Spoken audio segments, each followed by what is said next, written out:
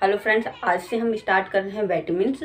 और first lecture जो है डिस्कवरी ऑफ विटामिन्स के ऊपर, जिसमें हम क्या करेंगे, जिसमें हम देखेंगे कि विटामिन्स की खोज किसने की। तो विटामिन्स की खोज जो की है फादर ऑफ विटामिन्स के नाम से जाने जाते हैं, और फादर ऑफ विटामिन्स थेरेपी के नाम से जानते हैं, वो हैं कैसमीर फंक, जिन्होंने क्या 1912 में इसकी खोज की है।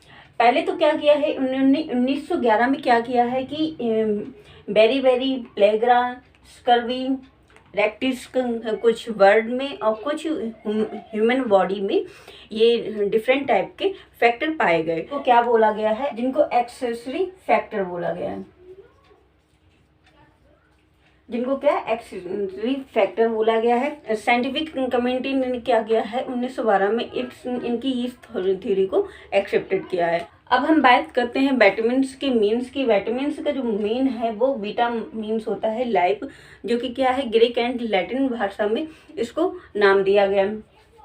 अमाइंस का मतलब होता है कि ऐसे ऑर्गेनिक कंपाउंड जो क्या है कि अमाइनो ग्रुप से जुड़ते हैं, उनको क्या है कि जैसे कि एग्जाम्पल के तौर पे हम देख लेते हैं नाइट्रोजनस सब्सटेंस, मीनिंग जो बनेगा इसका अमाइन ऑफ लाइफ। एक चीज और बताती हूँ कि इकोलाई नाम का जो बैक्टीरिया है उस पर क्या है कोई भी विटामिन प्रेजेंट नहीं होता है, उसके पास कोई भी विटामिन नहीं होता है, पर उसके बावजूद भी वो अपनी ग्रोथ करता है और सर्वाइव भी करता है। क्लासिफिकेशन ऑफ विटामिन्स के बारे में, विटामिन्स को जो है वो दो भाग में बांटा गया है, fat soluble, water soluble. Fat soluble में जो आएगा vitamin A, vitamin D, vitamin A, vitamin D, vitamin E, vitamin के, ठीक है। वाटर सॉल्युबल में जो आएगा दो भाग में इसको भी बांटा है, नॉन बी कॉम्प्लेक्स और बी कॉम्प्लेक्स।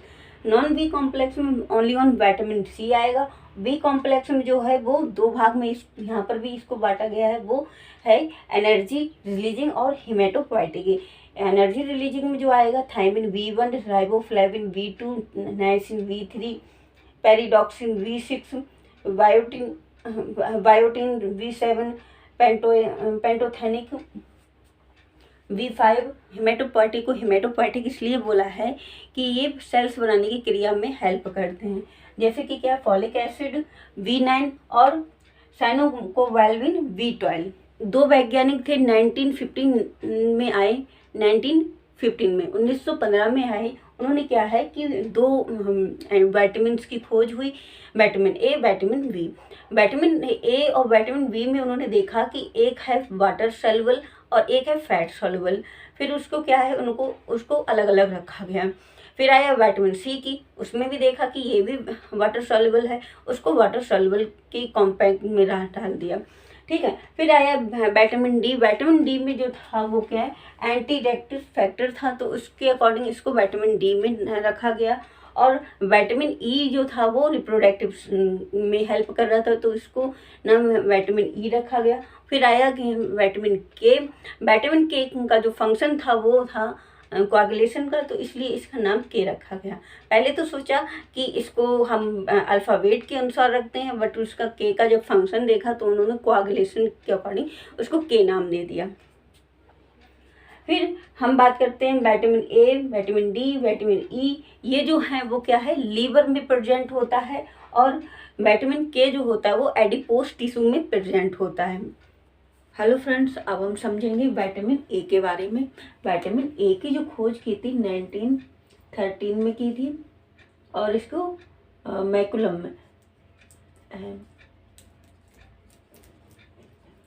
मैकुलम के द्वारा ये इसकी खोज की गई थी। इसका अदर नेम जो होता है रेटिनॉल होता है, और बीटा कैरोटीन भी बोलते हैं, और प्रोविटामिन ए भी बोलते हैं। एनिमल फूड के थ्रू विटामिन ए कैरी करते हैं, तो उसको रेटिनॉल की कैटेगरी में रखा गया है, रेटिनॉल बोला गया है। जो हम प्लांट से हम लेते हैं फूड्स विटामिन ए, तो उसको हमने बीटा कैरोटीन या प्रोविटामिन ए बोला है। इसका जो नेचर जो होता है एपोलर होता है, हाइड्रोफोबिक नेचर के ये होते हैं। इसका जो वर्क है, वर्क जो है इसकी पूरी समरी तो मैंने अलग दे दी है इस बाय स्ट्रक्चर बाय कैसे ये काम करता है, पर यहाँ पर भी मैं थोड़ा सा बता देती हूँ। लिपोप्रोटीन होता है, लिपोप्रोटीन जो हमारे बॉडी में ब्लड वेसल्स होते हैं उसमें लिपोप्रोटीन्स होते हैं, उस पर क्या है ये बाइंड होते हैं, उसमें ये अपना रिमूव होते हैं। और specific binding protein, specific binding protein जैसे रेटिनॉल बाइंडिंग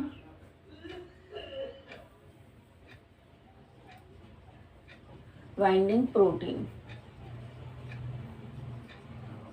ठीक है। रेटिनॉल बाइंडिंग प्रोटीन से कनेक्ट होते हैं और अपना और हमारे पूरी ब्लड वेसल्स में ये रिमूव करते हैं। विटामिन ए जो है वो क्या है, फैट सॉल्युबल है। क्या है, फैट, ठीक है। रिकमेंडेड डाइटरी अलाउंस, मतलब एक मेल एक फीमेल में कितनी विटामिन ए की कितनी मात्रा होनी चाहिए।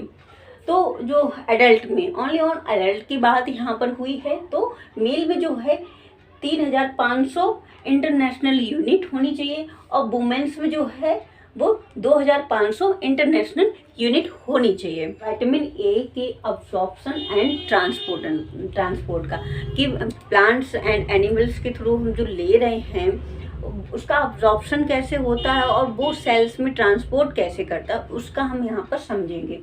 जैसे कि हमने डाइट में हमने कुछ भी खाने में है, कुछ भी लिया, ठीक है, चाहे वो एनिमल्स फूड हो चाहे वो प्लांट्स फूड हो। फिर क्या हुआ, ये दो भाग में बटा, एक रेटिनाइल एस्टर मतलब कि जो हमने एनिमल्स के थ्रू लिया है। बी कैरोटीन्स मतलब कि वो हमने प्लांट्स फूड से लिया है। तो ये जो क्रिया जो होगी वो किस में होगी, इंटेस्टाइनल सेल्स में, इंटेस्टाइन में हमारे होगी।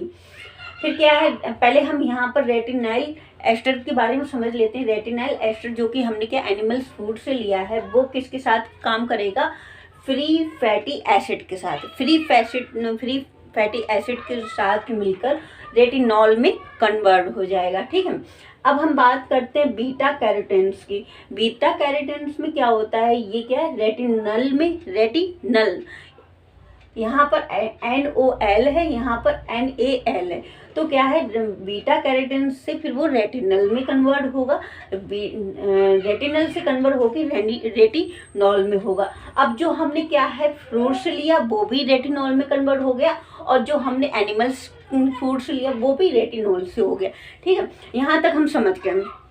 अब क्या होगा कि फिर से क्या है, फ्री फैटी एसिड का जो हम बार बार जिक्र इसलिए कर रहे हैं क्योंकि ये क्या है, एक सेल्स के साथ जाके फिर वो चीज़ क्रिया ख़त्म नहीं हो जाती, क्योंकि इसको वहाँ पर रहकर और जो आ रहे हैं डाइट प्लान्स जो हम फिर खाते हैं तो उसको भी कन्वर्ट करता है। फिर तो फ्री फैटी एसिड जो है फिर क्या होता है, रेटिनाइल एस्टर में कन्वर्ट हो जाता है।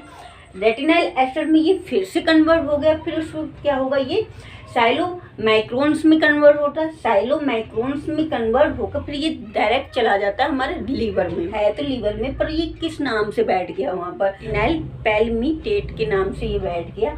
वहाँ से अब ये हो गया है क्या, अब्जॉर्प्शन हो गया, यहाँ तक अब्जॉर्प्शन हो गया, इसने स्टोर करके ले गया।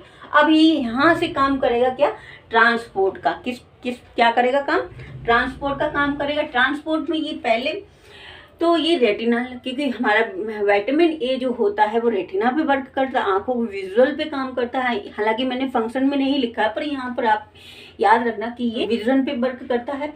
रेटिनॉल जो है फिर वो कहाँ, रेटिना में जाके ये ऑल ट्रांस रेटिनॉल में यहाँ से पहुँचा यहाँ पे, क्योंकि यहाँ पर भी ऑल ट्रांस रेटिनॉल में था, वही यहाँ पर पहुँचा ऑल ट्रांस रेटिनॉल में। फिर ये क्या है कि ऑल ट्रांस रेटिनल में कन्वर्ट हुआ, किसमें, ऑल ट्रांस रेटिनल में हुआ।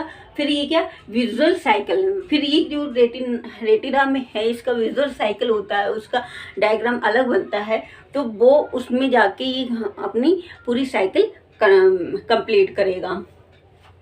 दूसरा है ऑल ट्रांस रेटिनॉल, वो क्या है, retinol RBP retinol binding protein. ठीक है, अब ये तो एक तो बन जाएगा, फिर ये क्या है, एक जो है रेटिनॉल बाइंडिंग प्रोटीन जो है वो क्या है, और जो सेल्स अलग से जो और प्रोटीन्स बन के आएंगे जो उनका और अब ट्रांसपोर्ट करेगा, उसके लिए भी वहाँ पर रहेगा। फिर ये यहाँ से किस में जाएगा, target tissue liver, every tissue liver में, और किसके, लीवर के टारगेट टिश्यू लीवर में जाएगा और रेटिनॉल में ही होगा ये। फिर क्या बनाएगा, रेटिनोइक एसिड जब ये बनाएगा फिर ये क्या है, न्यूक्लियस रिसेप्टर में जाएगा, न्यूक्लियर रिसेप्टर, और फिर वहाँ से जाके मैसेंजर आरएनए में जाएगा। किसमें, मैसेंजर आरएनए में जाएगा। जो क्या होता है कि हमें कोई जल गया तो हमें यहाँ वही पता करना है कि हाँ वो जल गया, उस वहाँ से हाथ उठाना, तो वहाँ पर हमारा ये मैसेज का वर्क करेगा। फिर ये मैसेंजर आरएनए में जाके क्या करेगा, फिर स्पेसिफिक प्रोटीन्स में जाएगा, सेल डिफ्रैक्शन का वर्क करेगा। सेल डिफ्रैक्शन मतलब कि हमारे जो भी ऑर्गन है, एवरी ऑर्गन है बॉडी के, उनको ग्रोथ वगैरह ये सारी चीज़ें, उनकी रिकवरी वगैरह का वहाँ से सारा काम करेगा। कहाँ से, सेल डिफ्रैक्शन से। Function of vitamin A compound की, ठीक, विटामिन ए के फंक्शन के बारे में अभी तक हमने क्या किया था, विटामिन ए का अब्जॉर्प्शन एंड ट्रांसपोर्ट का किया था। अब वो वर्क कैसे करता है वो हम बात कर लेते हैं, किसमें, हमारे ग्रोथ में, स्टेरॉइड हार्मोन्स में एंड सेल डिफ्रैक्शन में। ठीक है, तो क्या कैरोटीन को हम क्या है कि एंटीऑक्सीडेंट के भी नाम से जानते हैं जी, जो कि एंटीऑक्सीडेंट बनाती है। ठीक है, फिर क्या होता है, वो रेटिनॉल में कन्वर्ट होती है। रेटिनॉल से दो पार्ट में कन्वर्ट होती है, एक तो रेटिनल और एक होता है रेटिनाइल फॉस्फेट जो है बाद में जाके ग्लाइकोप्रोटीन सिंथेसिस में काम करता है। किसमें, ग्लाइकोप्रोटीन सिंथेसिस के में वर्क करता है। रेटिनल जो होता है विजुअल साइकिल में हमारी हेल्प करता है। रेटिनल से फिर क्या, रेटिनोइक एसिड में कन्वर्ट होता है। रेटिनोइक एसिड में जब कन्वर्ट होता है फिर उसके बाद में ये क्या होता है, रेटिनोइक एसिड के ही थ्रू ये क्या, स्टेरॉइड हार्मोन्स एंड ग्रोथ में एंड डिफ्रैक्शन। विटामिन ए के सोर्सेस के बारे में हमें एनिमल्स के थ्रू विटामिन ए मिलता है, वो fish liver, fish oil, egg yolk, milk etcetera. Plant से जो हमें मिलता है वो कैरेट है, पपाया है, टमाटो, मैंगो एक्सेट्रा। मोलिकुलर की बात करते हैं, मोलिकुलर जो होता है जो C20H30O होता है, इसका रेटिनल रिंग बनती है वो इस तरीके की बनती है और एक रेटिनल ग्रुप से ही अटैच होती है। डेफिशिएंसी की बात करते हैं तो नाइट ब्लाइंडनेस होता है, स्किन प्रॉब्लम, हेयर प्रॉब्लम या हेयर ब्लॉकेज, या फिर इम्यून सिस्टम जो होता है वो लो हो जाता है। अब हम इसके फंक्शन के बारे में बात कर लेते हैं, क्या है, कैसा इसका फंक्शन होता है। Maintenance of healthy epithelial tissue है। जो रेटिनॉल और रेटिनोइक एसिड होता है वो क्या करता है, जो हमारी स्किन होती है उसके कैरेटिन को, जो डैमेज कैरेटिन होता है उसको रिकवरी का काम करते हैं। और दूसरा है retinol and retinoic acid are involve in the cell growth.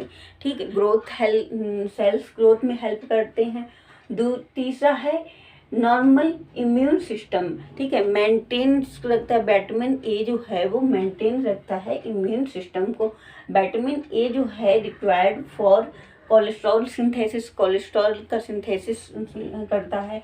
और क्या करता है, the synthesis of transferrin carotenoids, जो कि क्या है, बीटा कैरोटिनॉइड से उसका मेन फंक्शन होता है एंटीऑक्सीडेंट। ठीक है, हाइपरपिटोमिनेसिस एक क्या है, जब विटामिन से ज़्यादा हो जाता है बॉडी के अंदर तो कौन कौन सी प्रॉब्लम होती है, redness of skin, of liver, skeleton decalcification, lose weight, lose of hair, higher drug. ठीक, अब हम बात कर लेते हैं beneficial effect of beta carotene.